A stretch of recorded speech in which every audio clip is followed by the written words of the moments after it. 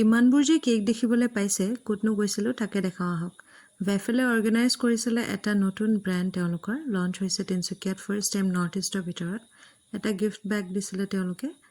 ইয়াৰ ভিতৰত বহুতকেইটা আইটেমছ আছিলে তিনিটা ফ্লেভাৰৰ প্ৰিমিক্সেছ আছিলে বাটাৰস্কচ ক্ৰাঞ্চ আছিলে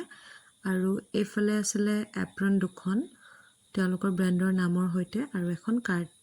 ষ্টেজত দেখাৰ ভিতৰত তেওঁলোকৰ টপ চেফ আছিলে দুজন গোটেই অল অভাৰ ইণ্ডিয়া তেওঁলোকৰ বহুত নাম আছিল নামকেইটা একজেক্টলি মই পাহৰি গৈছোঁ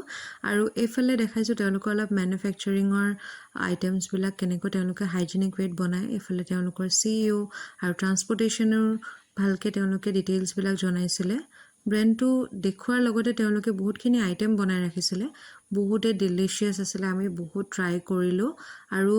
বহুতখিনি আইটেম এনেকুৱা ৰাখিছিলে যিবোৰ মানে ফ্লেভাৰ ৱাইছে মানে বহুত ব্ৰেণ্ডক টক্কৰ দিব পাৰিব প্ৰগ্ৰামটো এণ্ডত আমি লাঞ্চ কৰিলোঁ তাৰপিছত আজি ভণ্টিও মোৰ লগত গৈছিলে দেই আজিলৈ ইমানেই see you soon